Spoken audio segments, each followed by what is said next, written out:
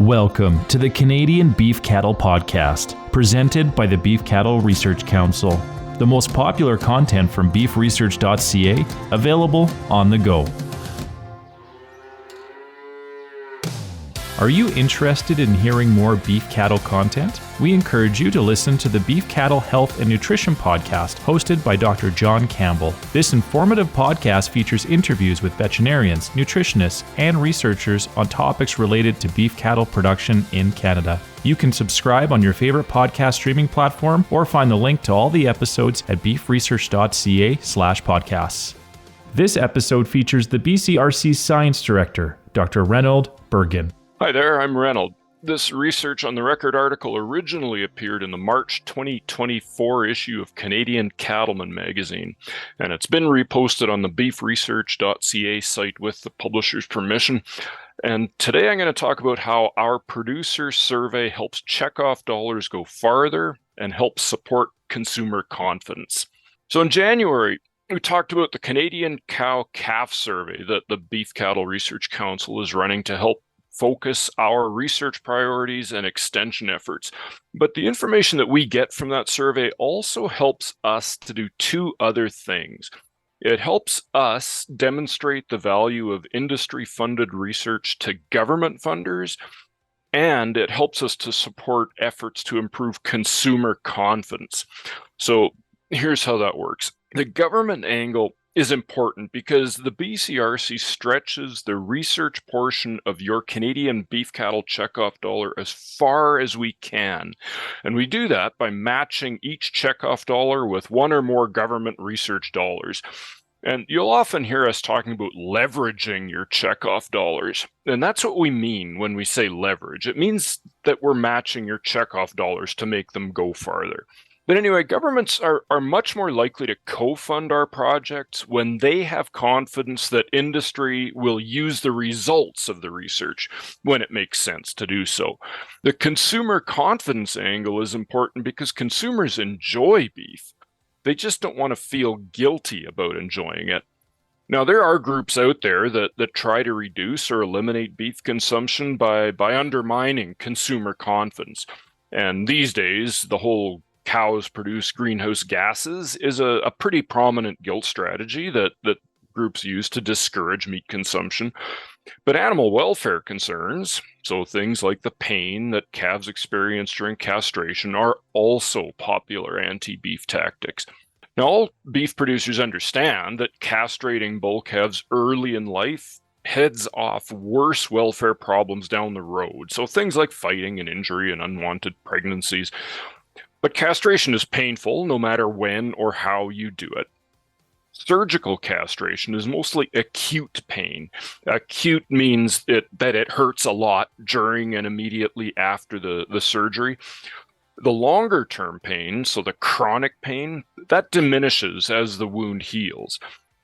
Band castration might cause less acute pain when the band goes on, but it's followed by more and longer lasting chronic pain, and then a resurgence of the acute pain when the scrotum finally sloughs off a couple of weeks later. Now, generally, the earlier that calves are castrated, the better. If you castrate calves in the first few days of life, there'll be a smaller wound, it heals faster, and there are less profound impacts on growth compared to castrating older calves at spring processing or at weaning or in the feedlot. And there's also some evidence that newborn calves feel less pain than older calves do. Castrating calves as young as possible is generally best for animal welfare, but those small, cuddly baby calves also tug at the heartstrings more. And that's really handy if you want to make consumers feel guilty about eating beef.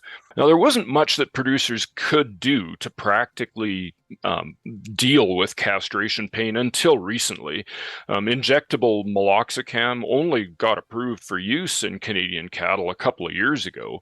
That was followed pretty quickly by even more user-friendly anti-inflammatory pain drugs, including a pour-on Banamine and an oral meloxicam that was developed by Solvet, actually, which is a Canadian company that's headquartered in Calgary. Now, at the same time, industry-funded research demonstrated that meloxicam reduced the surgical castration pain in calves at weaning at spring processing or even shortly after birth. And that independent science supported the efforts of extension experts and veterinarians and industry groups and, of course, the drug companies to encourage the adoption of those products. And then industry surveys tracked how producers adopted them over the next few years all across the country. And so what we've learned from all this, and hopefully tying it all together, is that the last time we did the Canadian cow-calf survey, we found that the adoption of pain control for castration had increased from 4% of Western Canadian producers in 2013 up to 28% in 2017.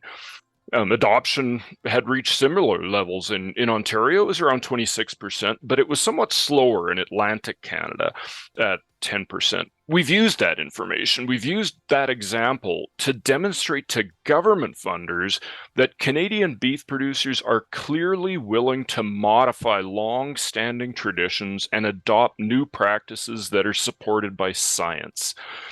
Understanding how the adoption of pain control varies among regions of the country helps us to understand where adoption is taking hold and where increased producer communication can help encourage further adoption. And seeing how readily Canadian cow-calf producers are adopting pain control for castration is also a good message that supports consumer confidence. Even with tight economic margins, cow-calf producers have been willing to spend money to help their calves feel better, even without any obvious economic or weaning weight benefits. So what does this mean to you? Well, Solvet, that's the Canadian company that developed oral meloxicam. They've now developed a castration band that's impregnated with a slow-release anesthetic that helps alleviate both the acute and chronic pain of band castration. And you can find out more about that at lidoband.com. That's LIDO band.com. Ask your veterinarian about Lidoband if you'd like to try it on your calves, ideally, and they can get it directly from Solvet. So bottom line is, when research generates a product or a practice that fills a real need, producers will adopt it. And tracking producer adoption helps us to prioritize and focus our research and extension efforts better. But tracking adoption also brings indirect benefits. When we can demonstrate that producer-funded research leads to adoption, government funders have more confidence that our projects are also a good investment for their taxpayer dollars. That helps us fund more research, and it gets you more bang for your checkoff buck. And demonstrating that when producers can do better, they will do better, that supports consumer confidence in Canadian beef. So our Canadian cow-calf survey is open until March 31st. That's only a few days from now. Thanks to everybody who's already completed it. If you haven't participated yet, please take a few minutes to do so.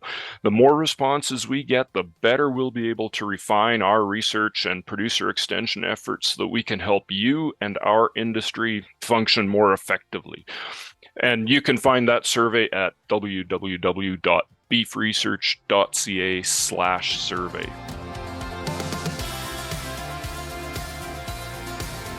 Thank you for listening to this week's episode. You can find all relevant links and information at beefresearch.ca or in the show notes. The Beef Cattle Research Council is funded by the Canadian Beef Cattle Checkoff and strives for excellence in the production of Canadian beef, cattle, and forage through research, innovation, and extension. Tune in every Tuesday as the Canadian Beef Cattle Podcast delivers straightforward insights, expert information, and a wealth of practical knowledge for Canadian beef producers. Subscribe now.